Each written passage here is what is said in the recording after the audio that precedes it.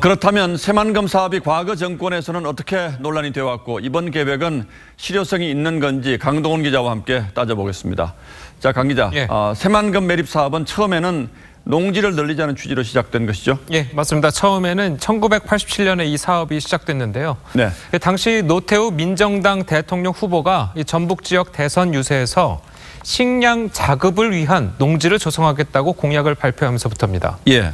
그 후에 1989년 노태우 정부는 매립 지역을 100% 농지로 활용하는 기본 계획을 발표했고 1991년에 방조제 건설 공사를 시작합니다.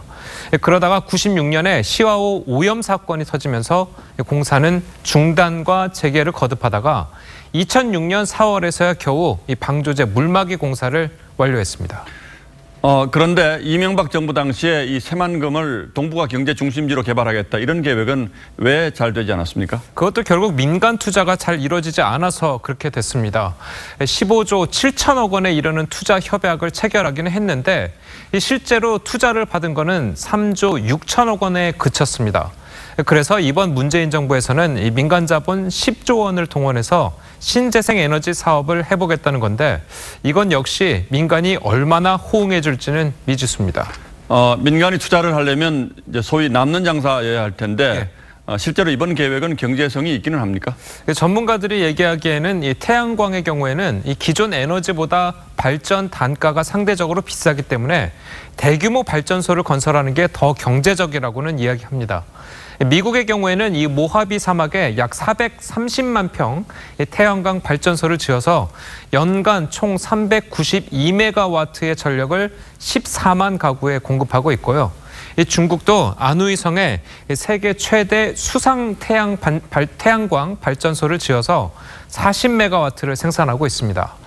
만약 새만금에 3기가와트급의 태양광 단지가 조성되면 세계 최대 규모가 되는 겁니다. 그리고 또 하나, 정부는 이번 태양광 사업으로 200만 명 고용 창출이 가능하다 이렇게 얘기하고 있는데 이건 맞는 얘기입니까? 예, 200만 명은 연인원을 이야기하는 거고요. 예. 일자리 200만 개와는 조금 다른 이야기입니다. 어쨌든 이 정부의 계산법은 이렇습니다.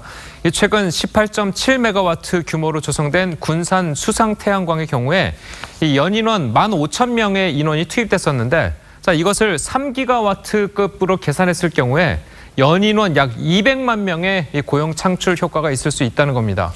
이 때문에 일각에서는 이는 단순 곱하기 계산법으로 규모의 경제를 무시한 것이라는 지적도 나오고 있습니다. 들어보시죠. 어떻게 200만 명이 생긴다고 계산했는지 잘 모르겠는데 곱하기 해서 200만 명을 고용하는데 말도 안 되는 소리죠. 하지만 이 새만금 개발청 관계자는 실사례를 적용한 것으로 경험적으로는 정확할 수 있다 이렇게 해명했습니다. 예, 강 기자 얘기 들어보니까 경제성 문제도 좀 지켜봐야 될 것 같고 또 앞으로 주민 반발 문제라든지 환경 문제 이런 것들도 논란이 되긴 하겠죠. 예, 강동원 기자 잘 들었습니다.